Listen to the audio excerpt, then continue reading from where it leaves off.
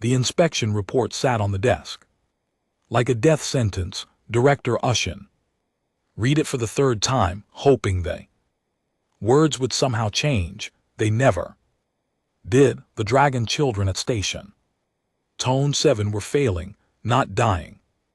Exactly, but not living either. Their scales looked dull under the bright station lights. They moved slowly. Conserved energy, huddled together in corners. The medical scans showed they were alive. The reality showed they were barely holding on. Ashvin was old for Drachith. His wings had lost their shine. Decades ago, he had run this orphanage. For 20 years, watching generation after generation of dragon children pass through these cold halls. They survived. They grew, they left, but none of them thrived. None of them remembered this place with warmth. The heating system worked perfectly. The thermic engineers who designed it had shown him the data. Repeatedly, temperature stayed within acceptable ranges. Energy efficiency exceeded standards. Every calculation checked out, yet the children shivered. Ushin heard the transport dock outside his office. Another engineer, the fourth one this year. He did not bother getting up. They all said the same things. Checked the same systems, declared everything functional, then left. Human who walked through his door was smaller than expected. Humans usually were. Richard Palmer looked tired. His clothes were worn but clean. He carried a simple toolkit and a data pad that had seen better days. Director Ushin. Rick extended his hand. Ushin shook it, noting the warmth. Human body temperature ran hot compared to most species. You are the engineer from the commission. Last resort, more like. Rick smiled without humor. 3 firms turned this job down. I was available. Ushin appreciated the honesty. The heating system is down the main corridor. I can show you the technical specifications later, maybe. Rick looked past him toward the nursery wing. Can I see the children first? That was new. Every other engineer had gone straight to the machinery. Ushin led him through the station. Station Talon 7 orbited a dying star in the Dragon system. It was remote, underfunded, home to 47 dragon children nobody wanted. The youngest was 2 years old. The oldest was 12. All of them had lost their parents to war, disease, accidents. All of them ended up here. The main nursery was large and echoing. Plasma conduits ran along the ceiling, pumping heat through the space. According to precise calculations, the temperature read as adequate on every sensor. Rick stepped inside and his breath misted in the air. It's freezing, he said quietly. Temperature is within acceptable parameters for young Drachith.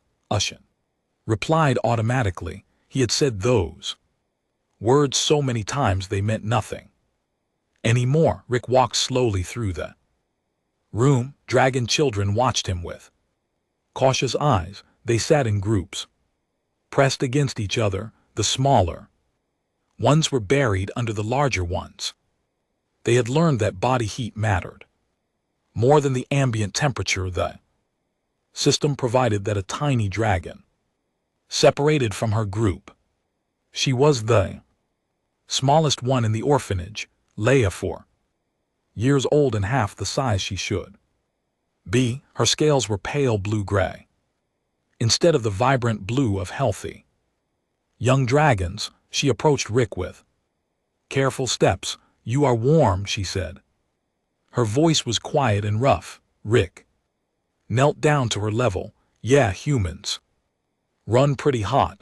May I? He extended his hand. La touched it with one claw, then pressed her small palm against his. Her eyes widened. It goes all the way Through, she whispered, the heat it does not just sit on top. Rick looked at Ashvin. What does she mean? The plasma heating system creates ambient warmth. It heats the air around them. But it does not penetrate. It does not sink into their bodies the way radiant heat would, like standing near a fire versus sitting on a sun-warmed rock. Rick said yes. An older dragon approached. Owen, 11 years old, almost adult size. He positioned himself between Rick and Leia, protective. Another engineer, Owen, said it was not a question. You will look at the machines, declare them functional, and leave just like the others. Maybe, Rick admitted, or maybe I will actually fix something. There is nothing to fix. The system works. We're just too expensive to heat properly. Owen's voice carried bitterness earned through experience. Rick stood slowly. He looked around the nursery again. The children watched him with the careful hope of those who had been disappointed before. He noticed 3 spots in the room where dragons clustered more than others. He walked to the first one. It was near a viewport where the system Stark's thin light. The metal floor was slightly less cold there. They seek out the sunlight, Ashen explained, even though it provides minimal heat through the viewport. Rick moved to the second spot, a corner where 2 walls met, and here the walls retained some heat from the corridor conduits behind them. Not much, but more than open space.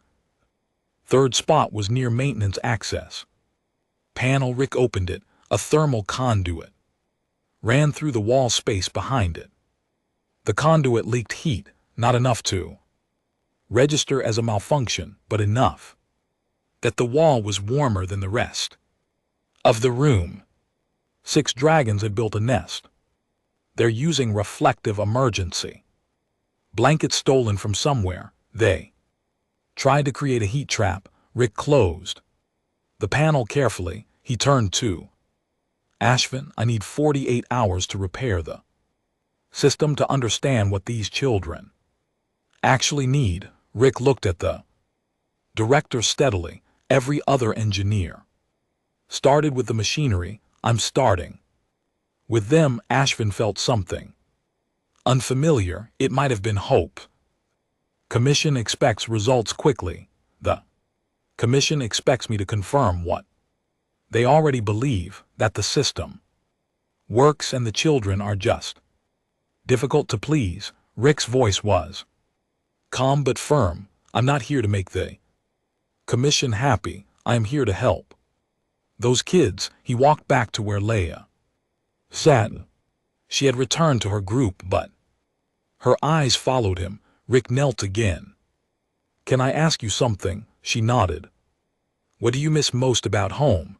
I mean, before you came here. Lila was quiet for a long time, then she spoke in that soft, rough voice. While I was still in my egg, my mother would breathe on it, warm air. I could feel her through the shell. The warmth felt like she was talking to me, telling me I was safe. Her eyes were distant. Here the warm air just moves past us. It does not stay. It does not talk. Rick stood slowly.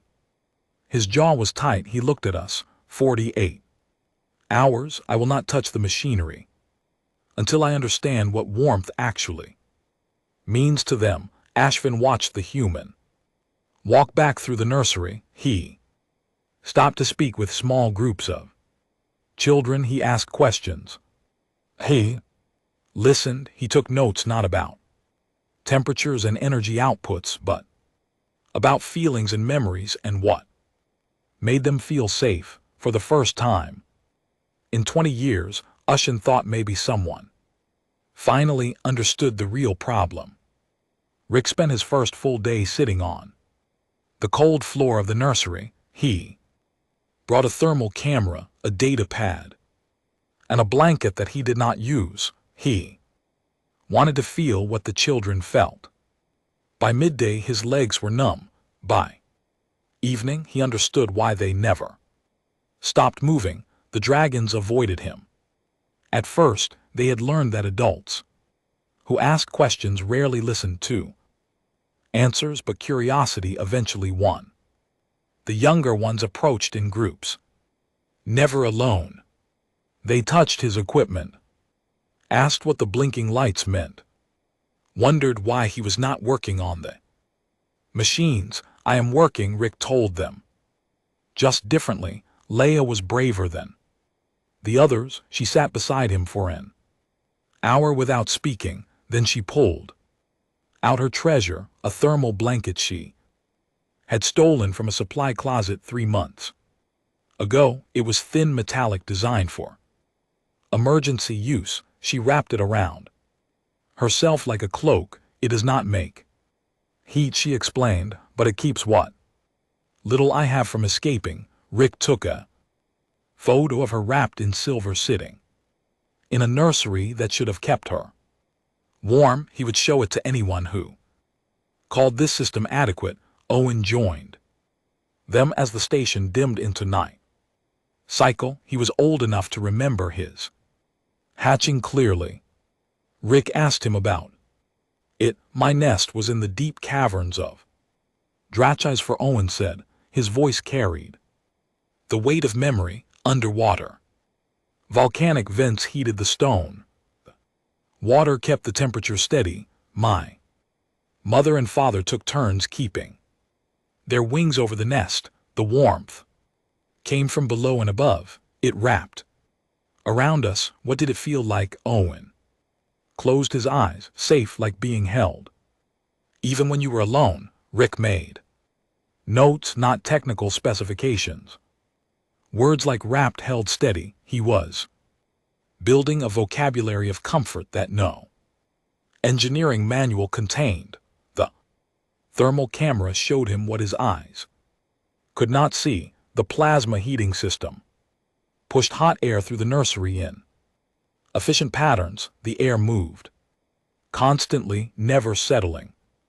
It was warm air technically, but it passed over the dragons without penetrating their scales. Their core temperatures remained low. They generated some body heat themselves, but not enough, not without help.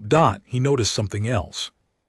The dragons naturally formed small groups, but they positioned themselves in specific patterns. Younger ones in the center, older ones on the outside. They created shells of bodies to trap whatever warmth existed. It was instinct. They were trying to recreate the nest environment they had lost. On the second day, Rick explored the entire station. He found 3 maintenance closets where thermal conduits ran close to the walls. In each one, he found signs that dragons had spent time there. Scratches on the floor, a forgotten toy. One had a pile of reflective materials arranged like a nest. He found Owen there during evening cycle. The older dragon was curled against the wall where a leaking conduit made the metal almost warm. He woke when Rick entered, scrambled to his feet. Embarrassment crossed his face. I was just finding what you need, Rick. Finish. Don't apologize for that, Owen. Relax slightly. The others need the nursery heat more than I do. I can handle the cold better. You shouldn't have to handle it at all. Rick sat down on the floor. The warmth from the conduit was barely noticeable to him. To a heat star dragon, it must have felt like treasure. Can I ask you something? Owen nodded. If you could build your perfect sleeping space, what would it be like? The question surprised Owen. No adult had ever asked him what he wanted. My own space, not big, just big enough for me. Warm floor, warm walls. Somewhere I could curl up and feel like the heat was around me, not just near me. He paused, and I would want to stay Warm, not change when someone adjusts. The system efficiency, Rick wrote it down, then he asked the same question to every dragon in the orphanage. The answers varied in details but matched. In theme, they wanted warmth that surrounded them, they wanted consistency, they wanted spaces that felt like they belonged to someone, not just temporary spots in a shared room. Director Ushin found Rick on the third morning sitting in his office surrounded by sketches and calculations, but these are different from typical engineering plans. Rick had drawn nest spaces, heat maps, comfort zones. I thought you were going to fix the heating system, Ashen said. I am, by replacing it. The commission will never approve the budget for a complete replacement. Rick looked up. His eyes were tired but determined. I'm not asking them for money, not yet. I'm asking you for permission to try something. He spread his drawings on the desk. The current system is designed by thermics, insect-based species. They understand hive temperature, collective warmth, but they do not understand what nest-building species need. Dragons are not hive creatures, they are family units. They need individual warm spaces, not uniform ambient temperature. Ashvin studied the sketches. What are you proposing? Radiant floor heating, thermal mass storage, individual loves, with adjustable heat zones, materials that absorb warmth during high power hours and release it slowly. Rick pointed to different elements. I can build it using mostly existing station resources, clay pipes for water circulation, stone tiles from the cargo bay, inventory, copper mesh, basic infrared panels. This looks like ancient technology, human technology. We use it for thousands of years before we went to space. Heated floors, warm stones, water circulation. It works because it matches how our bodies experience warmth. Rick met Ushin's eyes. And it will work for dragons too, because despite our differences, children who need warmth all need the same thing, heat that holds them. Ushman was quiet. The commission would call this wasteful, inefficient, unnecessary, but he had watched children suffer in a technically perfect system for too long. How long will it take? 4 weeks for the main nursery. If the dragons help me, maybe 3. They will help. Ashvin made his decision. Do it. Rick smiled for the first time since arriving. Thank you. Do not thank me. Yet if this fails, we both answer to the commission. It won't fail. Rick gathered his sketches. I'm not just building a heating system. I am building them a home. The nursery looked like a disaster zone. Rick had shut down half the plasma heating system and torn up sections of the floor. Dragons watched from the warm half of the room as he installed water pipes in careful patterns. The station supply officer had questioned the requisition for clay piping and dark stone, but Director Ushin approved it without explanation. Leia appointed herself as Rick's assistant. She brought him tools, held equipment, and tested temperature readings with her sensitive scales. Rick explained each step as he worked. Water holds heat longer than air, he told her. While sealing a pipe junction, we heat the water during low power hours when the station reactor is not busy. Then we circulate it through these pipes all day. The stone floor above it absorbs the heat and releases it slowly like sun-warmed rocks. Leia said. Exactly like that. The older dragons were skeptical. They had learned not to hope too much. But when Rick asked for help moving the heavy stone tiles, Owen organized a work crew. 8 older Dragons lifted and positioned each tile. While Rick set them in place, the work was slow, precise. Rick refused to rush. "If we do this wrong, we do it twice," he said. "Better to do it right the first time." By the end of week 1, the first section of floor was complete. Rick activated the heating system just before evening cycle. Water circulated through the pipes, warming them. The stone tiles absorbed the heat gradually. Within an hour, the floor was warm to the touch. Leia was the first to test it. She stepped onto the heated section, carefully, ready to jump back if it burnt. Instead, her eyes widened. She sat down, then she laid flat, spreading her wings and tail across the warm stone. "It goes into me," she whispered. "The warmth, it goes all the way through." The other dragons crowded forward. Rick had to organize turns, 5 minutes each, until everyone had felt it. Even Owen, who pretended not to care, stayed on the warm floor for his full time. His scales brightened slightly. "In just those few minutes, we need more," Rick said. "A lot more, but this proves it works." Week 2 brought the loves. Rick built them into the nursery walls. Recess spaces just large enough for one dragon. Each alcove had its own temperature control. Copper mesh in the walls distributed heat evenly. The curved design reflected warmth inward, creating a cocoon effect that he built. The first alcove to Leia. Specifications: small enough to feel cozy, deep enough to curl up in completely.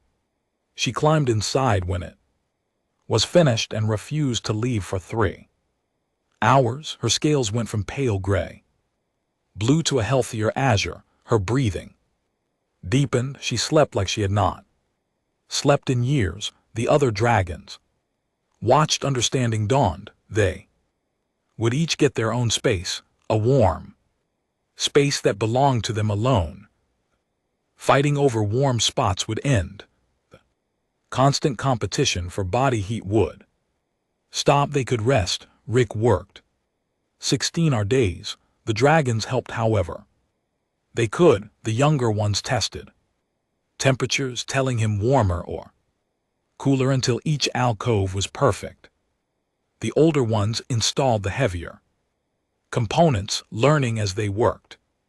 Became skilled at pipe fitting. 9-year-old named Sarah learned to wire the temperature controls. "You are teaching us," Owen observed one evening. "You should know how this works," Rick said. "How to maintain it, fix if something breaks. This is your home. You should understand it." The concept was foreign to Owen. Adults did not teach orphans, they managed them. Why? Because knowledge is power, and you deserve both. Week 3 brought the centerpiece. Rick built it in the common area where dragons gathered during the day.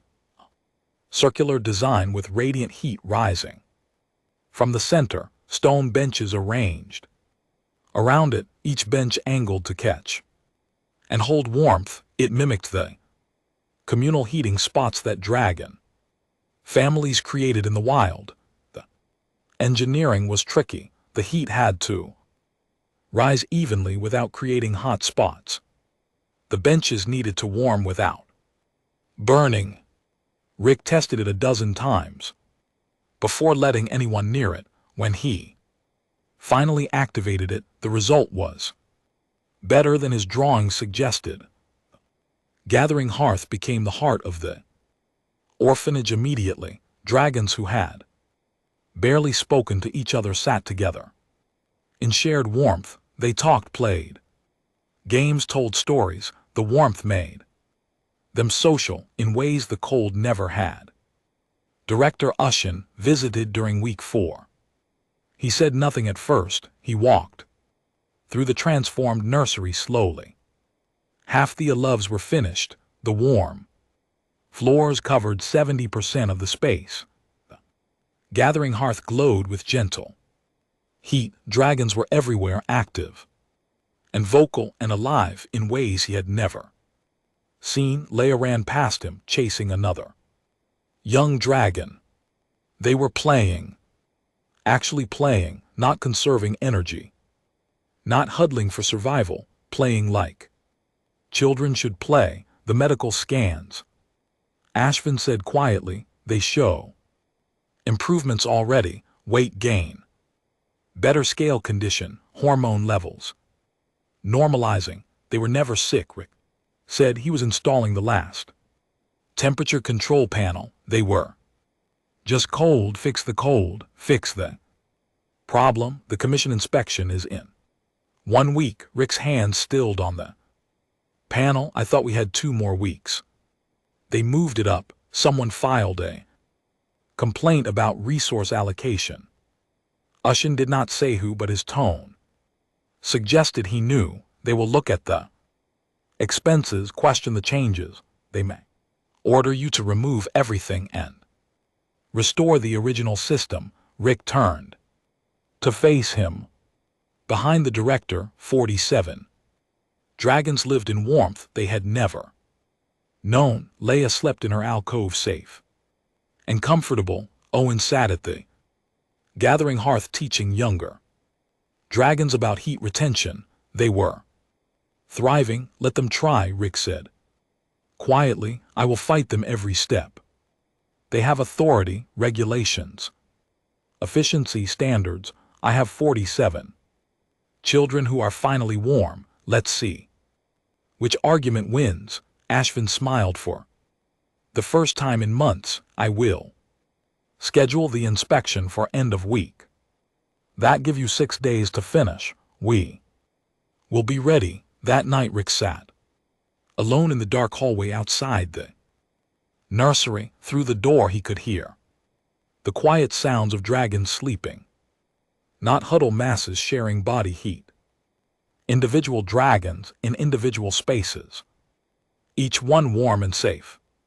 Some snored, some whispered in dreams, normal sounds, healthy sounds that he put his head in his hands and cried quietly, not from sadness, from relief. They were sleeping like children should sleep. The commission inspectors arrived exactly on time. 3 of them. The first was a thermic named Coordinator Vest, all angles and efficiency. The second was a digital consciousness called Unit 7 that projected itself through a mobile hologram. The third was an Avan species, Inspector Hearth, who took notes on everything with mechanical precision.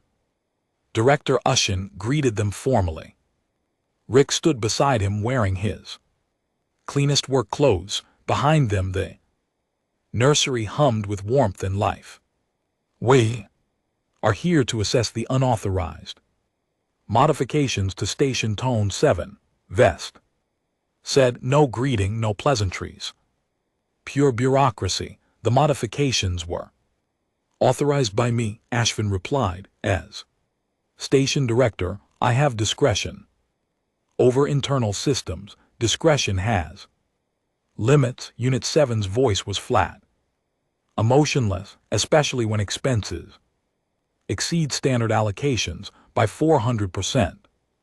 Rick started to speak. Ashvin touched his arm gently. Not yet. The inspectors walked through the nursery. They carried scanners and data pads, measuring everything: temperature gradients, energy consumption, material costs. They spent 20 minutes examining the floor heating system. Vest declared it primitive and inefficient compared to plasma circulation. They tested the ELUVs. Unit 7 calculated that individual heating zones used more power than collective ambient heating. Inspector Hearth noted that the stone materials were unnecessary luxury items.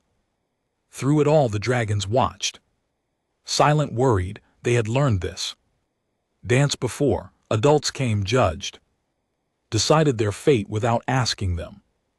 La sat in her alcove, scales bright and healthy. She had gained 2 kg in 3 weeks. Her breathing was strong, but the inspectors barely looked at her. They looked at their scanners instead.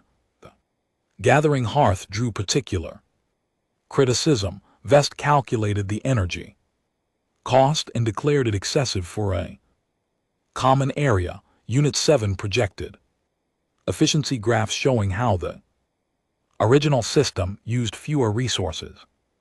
Inspector Hearth photographed everything with the air of someone documenting waste. Rick kept his mouth shut barely. The medical scans came next. The inspectors reviewed the data from the past month. Weight gain across all dragons, improved scale condition, better hormone levels, reduced stress markers. Inspector Hearth read the numbers aloud without inflection. Subjects show improved physical metrics. She said, however, physical health is only one factor in cost-benefit analysis. They are children, Rick said quietly. Not subjects. Vest turned to face him. Emotional terminology does not change. Economic reality, resources are finite. Efficiency is mandatory, so is compassion. Compassion is not measurable. Then measure happiness.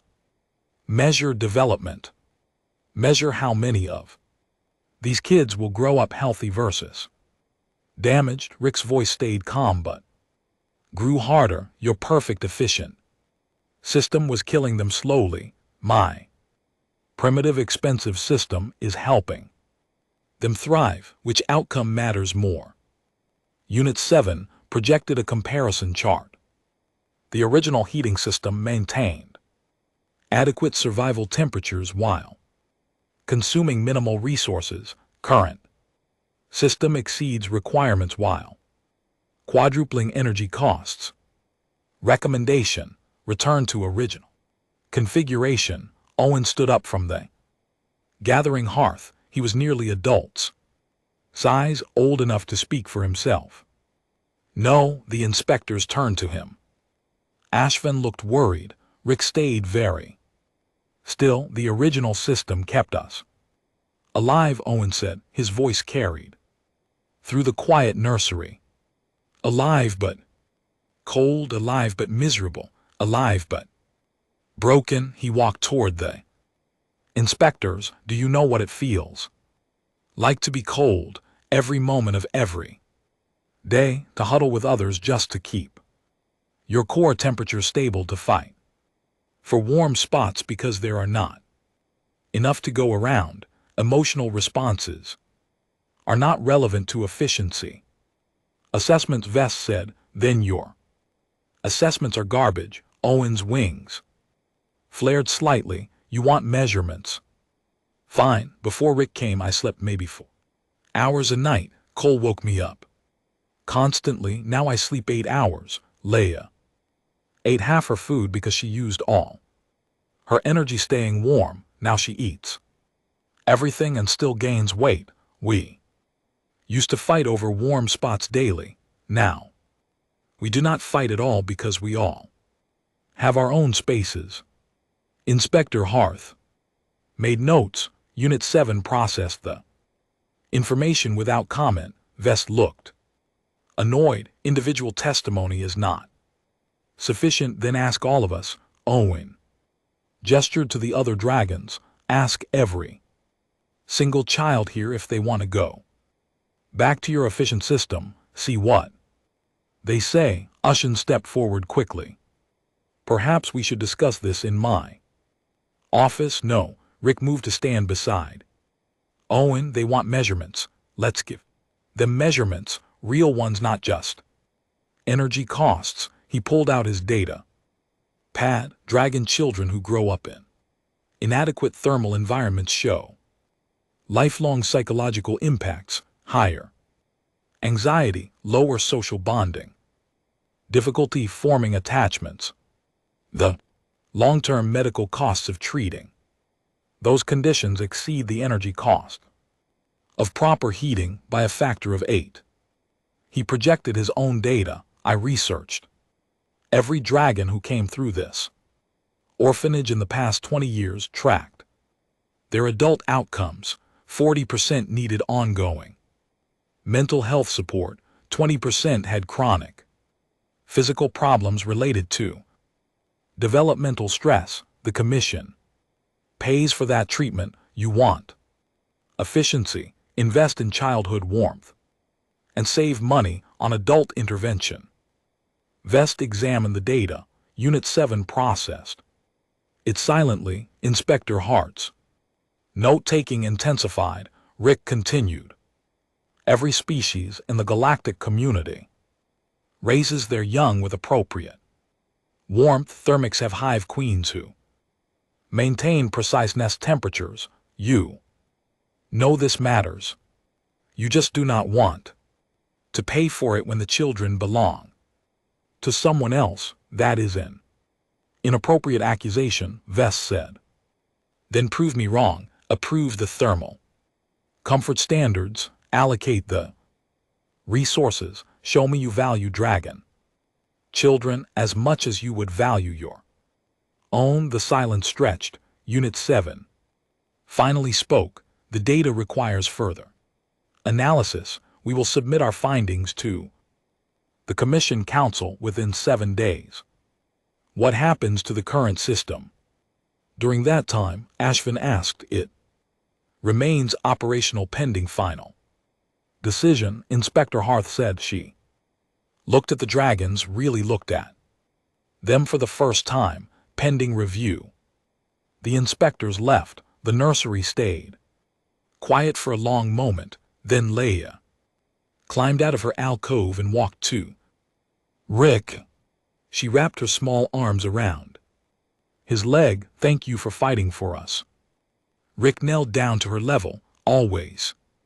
That is what family does. Owen approached slowly. Do you think they will let us keep it? I do not know, Rick admitted, but I will fight them every day if I have to. Director Ushin stood by the door, watching the human and the dragons. He had spent 20 years trying to care for these children within the Commission's rules. Rick had spent 3 weeks breaking every rule that did not serve them. Maybe that was what they needed all along, someone who cared more about the children than the regulations.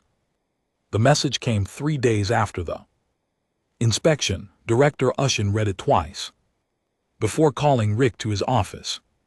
The Commission had denied funding for thermal comfort systems at other orphanages. The reasoning was clear, too expensive, not necessary. Efficiency standards sufficient, but they had not ordered Station to loan 7 to remove their system. A small victory, a frustrating one. They are leaving us alone but refusing to help anyone else, Rick said. He stood at the window, looking out at the stars. 12 other orphanages requested the designs. 12 groups of children who need what we built here, and the Commission said, no, you cannot save everyone. Ushin said gently, watch me. Rick spent that night redesigning everything. If the Commission would not fund it, he would make it so cheap they could not use cost as an excuse. He stripped his designs down to essentials, replaced expensive materials with cheaper alternatives, created modular components that could be installed without expert help. By morning he had a new plan. Version 2 of the thermal comfort system used 70% less material. The instructions were simple enough for non-engineers to follow. He included detailed drawings, measurements, and step-by-step guides.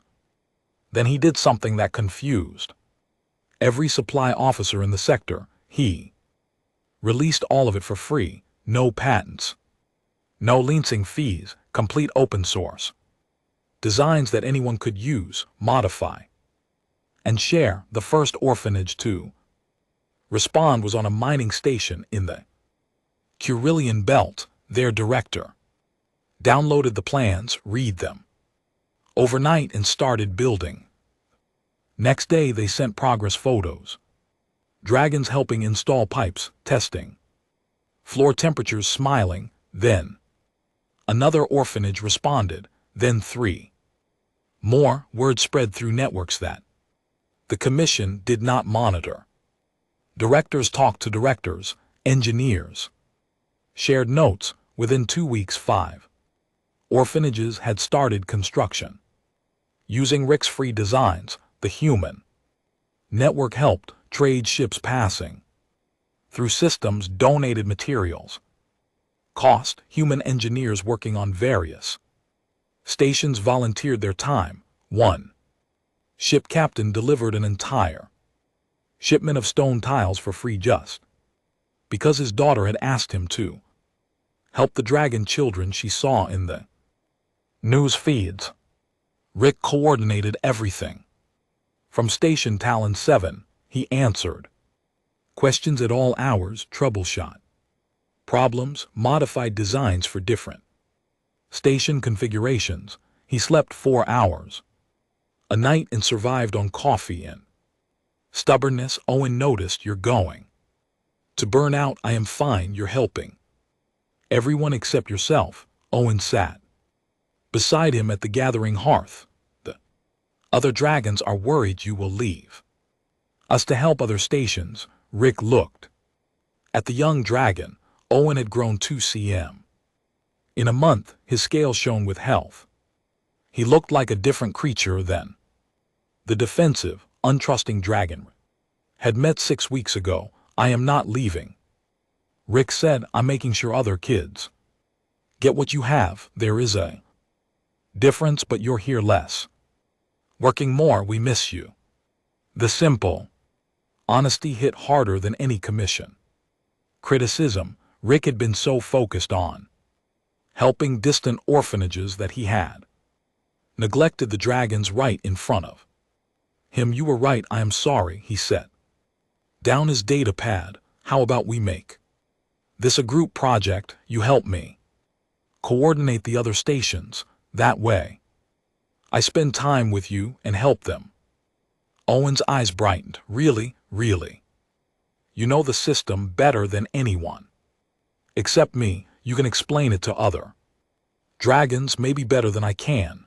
The next day, Owen started recording tutorial videos. He explained the heating system in simple terms, showed other dragons how different components worked, talked about what it felt like to have warmth after living without it.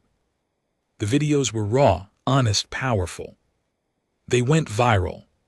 Dragons across the galaxy watched Owen explain how a human engineer had built them a home instead of just a heating system. They heard him describe sleeping in warmth for the first time, saw his scale shine with health. The emotional impact reached places that technical data never could. Adult dragons started paying attention. Many were orphanage survivors themselves. They remember the cold, the institutional indifference, the feeling of being a problem to solve rather than a child to nurture. They started donating money, materials, and time. One of them was named Sylvia. She was 78 years old and had spent her first 12 years in an orphanage similar to Station 7. She contacted Rick directly. I need to tell my story to the commission. She said they need to hear what their efficient systems do to children long-term. Rick connected her with Director Russian. Together they compiled data on orphanage survivors. The numbers were devastating. Higher rates of anxiety disorders, difficulty forming relationships, chronic health problems, trust issues, all correlated with inadequate childhood thermal care. Sylvia requested a hearing with the commission. They tried to deny it. She went public. The media pressure forced them to schedule a session. 2 weeks Later, Sylvia stood before the same council that had inspected Station Tone 7. She was old and frail, but her voice carried authority. I survived your efficient system, she said. Survived, but never thrived. I am 78 years old and I still cannot sleep in cold rooms. I still have nightmares about huddling for warmth. I still struggle to trust that safe spaces will remain safe. She presented the data Rick and Ushin had compiled, showed the long-term cost of childhood cold, made it clear that saving money on heating systems meant spending more on adult mental health care. Invest in warmth now, she concluded, or pay for trauma treatment forever. Those are your choices. The commission requested a recess to review the data. Sylvia sat down beside Rick. The waiting area, she looked exhausted. Thank you for doing this, Rick said. Thank you for giving current children what I never had. She smiled sadly. Maybe the ones at Station 7 not grow up like me. Maybe they will sleep peacefully their whole lives. The commission reconvened after 2 hours. Coordinator Vest spoke for the council. After reviewing long-term cost analysis and developmental impact data, the commission has voted to revise thermal standards for all childcare facilities. Funding will be allocated for retrofitting existing orphanages. Engineer Palmer's open-source designs are approved as the recommended template. Rick sat very still. Sylvia gripped his hand tightly. They had won, but the real work was just beginning. 200 orphanages needed help. Rick could not do it alone. That he looked at Owen's face on the video screen, explaining warmth to other dragons. He thought about the human volunteers, the trade ships, the network of people who wanted to help. Maybe he did not have to do it alone. Maybe this was always supposed to be bigger than one engineer in one station. Rick named it the Warmth Project. Simple, direct, impossible to misunderstand. The mission statement fit on one line: every child deserves to feel safe. The volunteer network grew faster than he expected. Engineers from 15 species offered their time. Trade unions donated transportation for materials. Medical professionals provided health assessments. Teachers helped with the educational components. The project became something larger than thermal systems. It became a movement. The training program started small. Rick could not visit 200 orphanages personally, but he could teach others how to build what those orphanages needed. He developed a certification course, 3 weeks of intensive instruction covering thermal engineering, child development, and comfort-based design principles. The first class had 12 students, 6 humans, 3 Draith adults who had survived orphanages themselves, 2 engineers from species that valued family warmth, and 1 digital consciousness who wanted to understand emotional comfort better.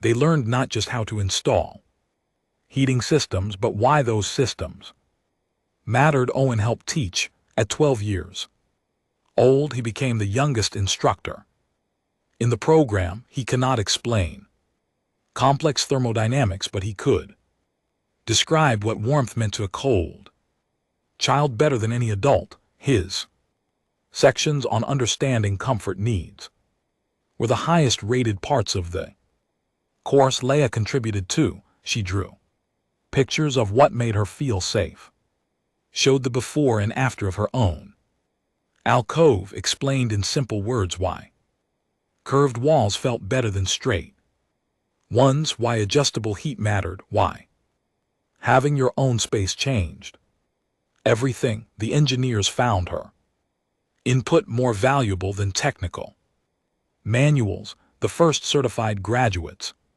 Went to work immediately. They spread across the galaxy to orphanages that had requested help. Each one carried Rick's designs, their own skills, and an understanding that this work was about more than construction. Station 7 became the training center. Orphanages sent representatives to see the original installation. They walked through the nursery, touched the warm floors, sat in the gathering hearth. They talked to dragons who had lived through the transformation.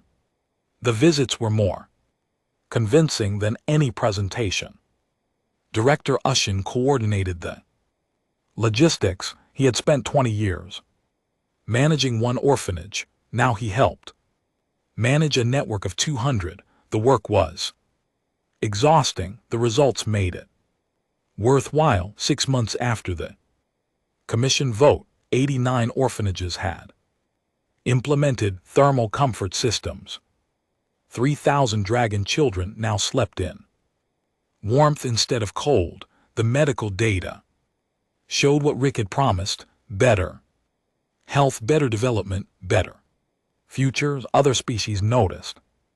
Orphanages housing different species started requesting modifications to Rick's designs. Could the system work for avian children who needed different temperature ranges, for aquatic species who required humidity control, for mammals with different comfort needs? Rick modified the designs for each request. The core principles stayed the same: understand what comfort means to that species, then engineer systems that provide it. Technology serve the children, not the other way around. The galactic community began to understand what humans brought to child care: not superior technology, not greater resources, understanding, empathy, the knowledge that survival is not enough. Children need more. They need warmth in all its meanings. Rick received offers from corporations wanting to commercialize his designs. He refused them all. The designs stayed open, source free, available to anyone who needed them. Some companies donated funding to the Warmth Project anyway, unable to profit but still wanting to help. Media attention followed. Reporters visited Station Talon 7. They interviewed Rick Ashvin, the dragons. The story spread across networks. Rick declined most interview requests. When he did speak, he kept it simple: I just built what they needed. Any engineer could have done this. They just had to ask the right questions first. The Galactic Council offered him awards. He accepted one: permission to name the new thermal standards. He called them the Lila standards, after the smallest dragon who had taught him what warmth meant. She cried when she heard, happy tears. 1 year after Rick first arrived at Station Tone 7, he stood in the nursery watching the current group of dragons. Some were original residents, some were new arrivals. All of them had warm alcoves, heated floors, and a gathering hearth. None of them knew what it felt like to be cold every day. Owen approached. He was nearly adult-sized, now preparing to leave the orphanage. Soon he had been accepted to an engineering academy. His entrance had been about thermal systems and the human who taught him that caring was not weakness. What will you do now? Owen asked. The project runs itself mostly. Other engineers are trained. The systems are installed. Rick had been thinking about that. There are other problems, other ways children suffer that engineers ignore. Maybe I will find those next. Wherever you go, remember this. Owen gestured to the nursery. You did not just fix a heating system. You proved that someone cared. That mattered more than the warmth. Leia joined them. She was 6 now, healthy and bright. She had decided she wanted to be an engineer. When she grew up, specifically she wanted to help other children the way Rick had helped her. Will you come back to visit? She asked. Always. This is home now too. That evening Rick sat in the gathering hearth, surrounded by dragons. They talked about their days, shared stories, made plans. Normal family things, warm things. Director Ushin watched from the doorway. He had spent decades managing cold efficiency. Now he managed warm chaos. The chaos was better. Rick's data pad chimed. Another orphanage requesting help. This one house, a species he had never worked with before. New challenges, new children who needed someone to care. He looked at the dragons around him, at Owen preparing for his future, at Leia drawing designs for her own engineering projects, at 47 children who now knew what safety felt like. The work would never be finished. There would always be more children who needed warmth, more systems that prioritized efficiency over comfort, more bureaucrats who measured everything except what mattered. But there would also always be people willing to fight for better, engineers who asked the right questions, volunteers who gave their time, adults who remembered being cold children and refused to let others suffer the same way. Rick answered the message. He would help the new orphanage. He would teach more engineers. He would keep fighting until every child in the galaxy could sleep warm and safe, because that was what family did. And somewhere along the way, the galaxy's forgotten children had become his family. The gathering hearth glowed steady and warm. Dragons laughed and played and lived. The Warmth Project continued its work, and in 200 orphanages across the stars, children slept peacefully, safe, warm.